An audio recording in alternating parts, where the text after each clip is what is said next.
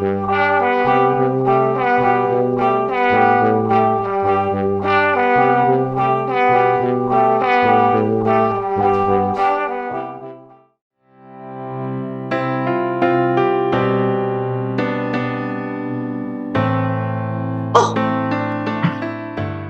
wonder how much longer it will be. Jeff, he's my husband, Jeff, and I have been counting down the last fortnight to this. Well, I must say this hall is very opulent. It must take an army to clean it. I mean, look at that tiled floor. It's spotless. Yes, I reckon you'd rough up a few knees keeping that clean. All these people hustling back and forth, all with the air of business-like authority. Oh, I love that painting up there. It looks like the interior of a cathedral filled with people. It's some kind of service, I think. Lots of men in colourfully dressed uniforms and ladies in their elegant outfits of the period. 1920s, I say. I wonder if they're real people. And if so, what were they like? That one woman, I can just see her face behind the wide-brimmed hat. She looks so beautiful and serene. Then again, she might have been a right cow. Doesn't time fly when you're nervous? I mean, look at those two over there. All those files and papers they're carrying. Certainly makes them look important. I reckon an armful of files and papers are just as much a uniform of a barrister as the gown and the wig. A woman came out a few minutes ago to tell us that Anthony will be along with Mr. Evans shortly. She said we must be a bit nervous. A bit? That's like saying Adolf Hitler was a bit cranky. And she did try and cheer us up and said, "Now, don't worry, Mr. Evans is a great defence barrister, and the judge in this case, Mr. Justice Waldegrave, is a very nice gentleman. Anthony and he need have nothing to fear, and neither should you. I'm sure everything will be all right." I suspect she was trying to make us feel better. I thanked her, and off she went, and that's when Jeff couldn't stand it anymore. "I'm going for a walk before my head explodes," he said. I do hope he comes back in time. Then there's that line she said, "Anthony need have nothing to fear." Well, that certainly hasn't always been the case. "I'm afraid he's a very difficult and disturbed child." They'd been the first words the social worker had said to us when we decided to foster. Anthony, 17 years ago, difficult and disturbed child.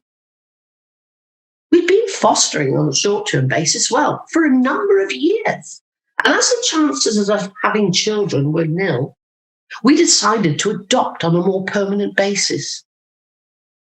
Anthony was our choice because we wanted to make a difference to a young life. I mean, he'd never known anything except hatred and violence.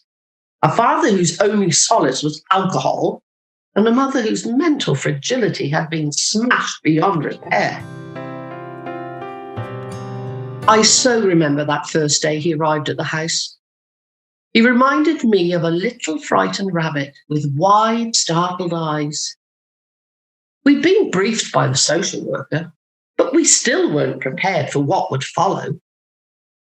He would ask for permission for everything. Permission to go to his room, permission to eat his meals, permission to play with his toys, permission to be alive. He would be unable to go to sleep without the radio or the lights on.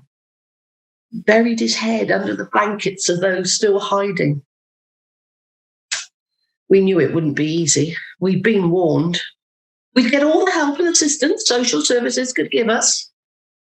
But this was his last chance. how to mend the terrible damage. Perhaps he'd been smashed beyond repair. Jeff said to him, "Anthony, you don't have to ask for permission for everything you know." I can't swallow. It was always the same reply in those early days. I can't swallow.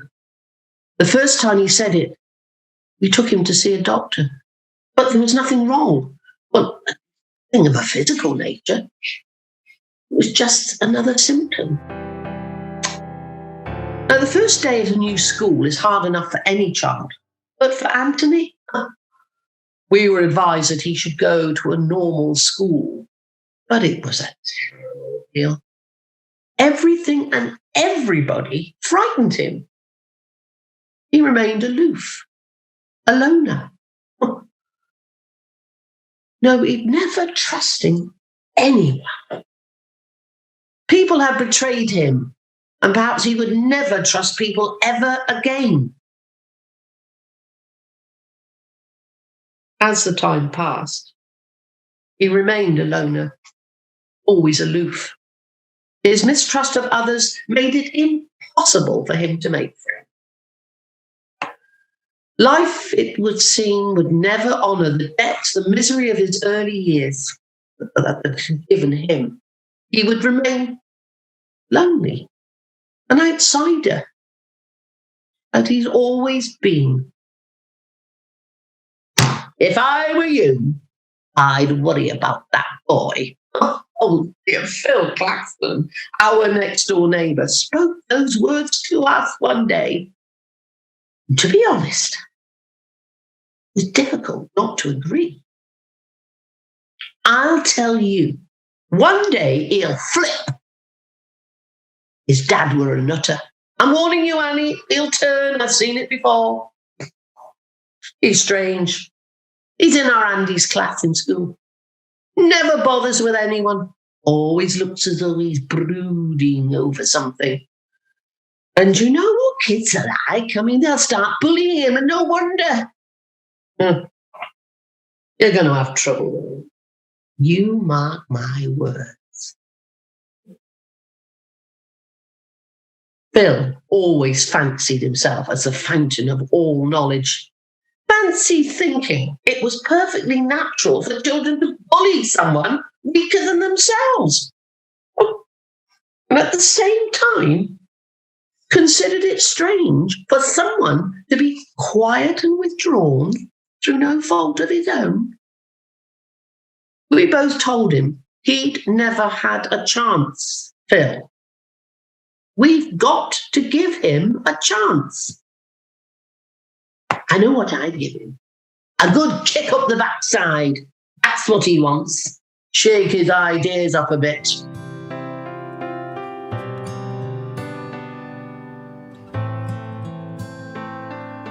Well, he just didn't get it, did he? Because it was kicks up the backside and everywhere else, for that matter, which had made him what he was. How were giving him more kicks going to make him better? We both tried. We gave him all the love we could muster. Despite ourselves, we both questioned whether we'd done the right thing. But we just let him down. We had to keep trying. Anthony was damaged, and it was up to us to repair him. Still was right.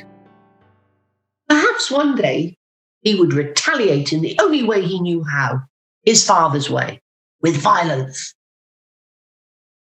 There seemed no hope. A life without hope. But there was still love. Love conquers all. That would become our watchword. Love conquers all. Whenever it would look truly hopeless, I'd repeat those words. Love conquers all. To Jeff, to Anthony, to myself. And as the years passed, they became a ritual. I'm warning you, Annie, one day his father will come out in him and he'll end up in a courtroom. No, Phil, he won't. Love conquers all. One evening, I went into the bedroom and I found Jeff sobbing uncontrollably. The pressure had finally overwhelmed him. I held him like a child, and I comforted him like I did with Anthony. There were times when I cried too, but always when I was alone. I had to be strong. There was a way, there had to be.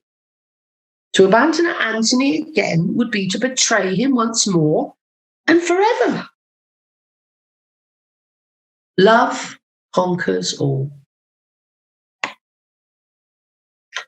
Oh, look over there. Judging by all those hugs and handshakes, it looks like someone's got off. I was just thinking. I suppose Phil Claxton was right. I mean, about our Anthony ending up in a courtroom. Oh, look. Here comes Mr. Evans with Anthony. And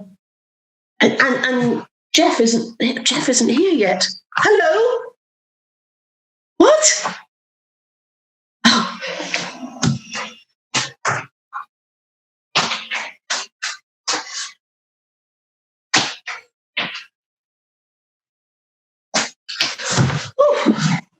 Oh, thank goodness.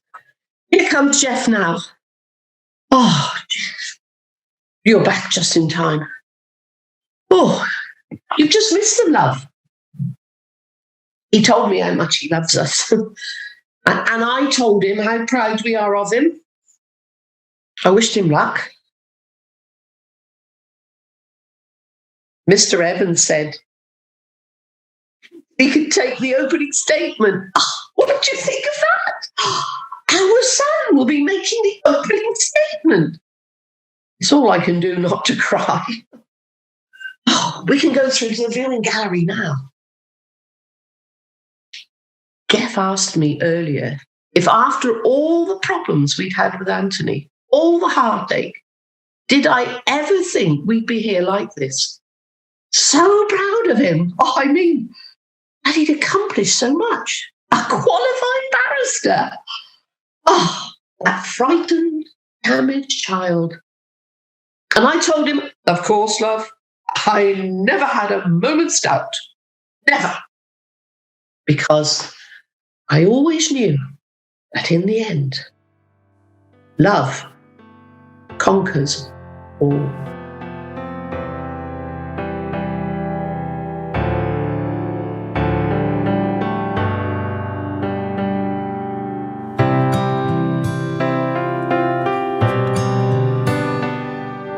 Of course, he'll always be my baby. Silly, aren't we, us mothers? He's jolly dangerous, that's what it is. Oh, Gerald. He's been a real boon. He must have had it all planned. And then some rather rude young man said something quite disgusting about my Luke. And that's all I needed to get going.